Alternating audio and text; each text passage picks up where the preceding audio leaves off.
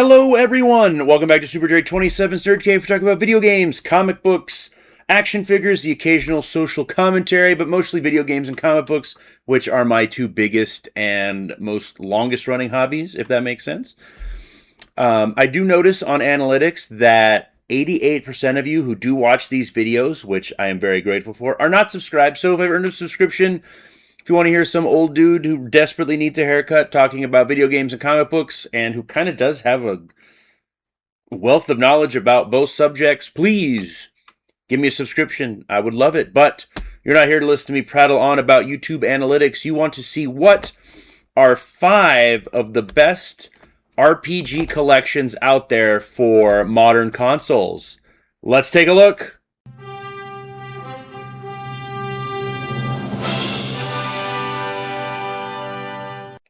All right, up first is the granddaddy. That is Final Fantasy 1, 2, 3, 4, 5, and 6 before they went 3D on the PlayStation 1. This is an amazing pixel remaster. Every game is beautiful. They've added some quality of life changes to the games, which is great because I remember trying to play the original Final Fantasy, and I was like, where the fuck do I go? Who the fuck am I? Where the fuck what is this? Who is this? Why is that attacking me? It was horrible. Never really got back into it until I picked this setup. Obviously, I don't have the American edition because that one sold out in a flash from Square Enix, but PlayAsia was nice enough to have them for cheaper. And you know what? Still fucking plays in my Switch Lite, and I'm loving it. This is a great one to pick up if you just you have the feel for the old turn-based pixel-esque RPGs. This is a great buy. It's 6 games. 6 games of like egregious length. So I would definitely pick this up if you're in the running. Up next was Konami's turn on their amazing RPGs on the original PlayStation. Now, this one has Suikoden 1 and Suikoden 2 Remastered. I couldn't remember if it was just one of them, but yes. It's got 1 and 2. This is a remaster of one of the most expensive games on the PlayStation 2, Suikoden 2, so now I get to enjoy them. I have 3, 4, and 5 on the PlayStation 2, but once I finish this puppy up, I need to start number 2. But it's beautiful. Once again, quality of life improvements. I like the fact that you can like auto battle and speed up the battles and stuff. It makes it so much more fun because these games are long. Like back in the day, you had like 5 games to choose from a year, basically. Like, okay, I'm going to buy a Resident Evil or maybe a Suikoden, and that's going to be my year. Now you're just fucking, we're getting shit on with games, and most of them aren't any good. But back then, you had the time to drop 30, 40, 50 hours into a game. Now you're like, fuck, it's 50 hours. I'm going to die before I finish this game, especially when you get to my age. But Suikoden 1 and 2 is another great collection to pick up for your Switch. It's on all the consoles, but I like it on the Switch Lite because I can just kind of watch YouTube and putz around on my computer while I play. This is a weird one. It's a GameCube era game, Baten Kaitos 1 and 2.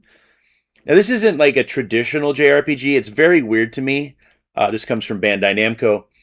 But it's a card-based battle system, right? This is the card-based one? Yes, okay. So there were 4 games on the GameCube that were card battles. These 2, Baten Kaitos 1 and 2, and then Lost Kingdoms 1 and 2 from Software. Go figure, right? But it's a card-based battle system, which I'm still struggling with. I'm not good at card games. Maybe poker. Maybe. I don't know. I'm not that lucky anymore. But still a beautiful game. You know, Bandai Namco always knocks it out of the park. And the GameCube games are some of the games that aged like a fine wine.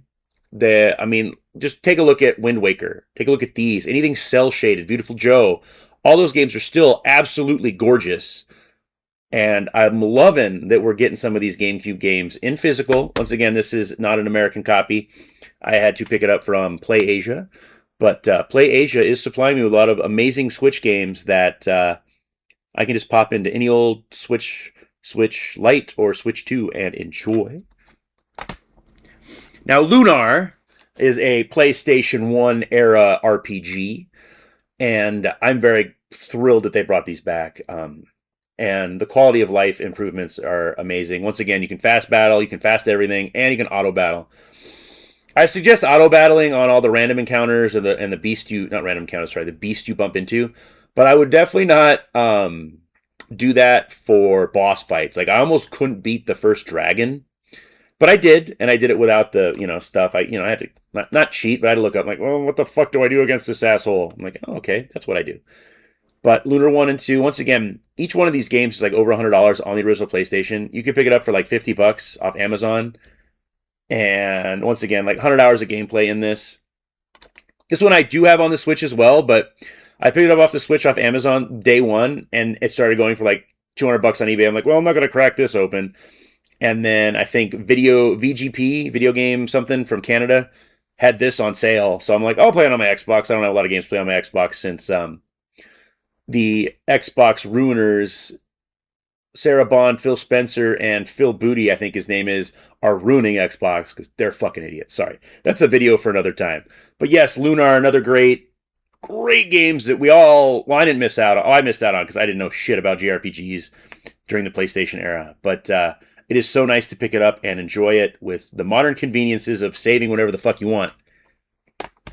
And finally, probably the game that defined the PlayStation 2 and Square Enix, and that is Final Fantasy X and X-2 or X2 or whatever you want to call it. But it's not Cloud, is it? I don't remember his name. Fuck. No, Cloud. Cloud's in 7. Fucking dumbass. This is Titus. Jesus. But just this game was... I remember playing it on the PlayStation 2. I never beat it because that's who I am. I'm not good at JRPGs. I'm considerably better than I was 20 years ago when this came out. But this is beautiful. And then you can play it on your PlayStation 5. A little bit of some upgradeness. But I would suggest this to anyone. This also is on the Switch. But if you play on the PlayStation 4 or the PlayStation 5, you get more of a graphical amazingness. But just such a great... Oh my God, it's so beautiful. The music, the story. This is probably... Well, 12 is really good. But this or 12 is one of the best final... turn-based, amazing Final Fantasy games. I am loving the remakes, and I enjoyed the hell out of 15. But it was weird, 15. I don't know. I enjoyed it. It's the second Final Fantasy game I ever beat, number 15, but it just stayed... It overstayed its welcome. It took forever to beat, like 40-plus hours or more, and I'm just like, God damn it. I just want to beat the fucking game. But you won't say this for these. God, I miss this era in games. I've really been on a PlayStation 2 kick. Thankfully, I have a backup PlayStation 2 because it sounds like my launch, well, not launch, but, original time PlayStation 2. I think the rubber band is going in the disk drive, and I don't know how to fix that, and I don't really have a good store where I live to fix it for me. So I might swap them out with my buddies who I purchased, Jesus Christ, 6 years ago from them. It's just been chilling. I just got to dust it off, clean it up, take a look at it. But yeah, what are some JRPG or RPG collections that I might have missed out on? These are 5 amazing ones that you should add to your collection. I mean, Black Friday is coming. Christmas is coming. Maybe your loved one wants one of these puppies, and I'm guarantee you they will enjoy it. Take care now. Bye-bye then.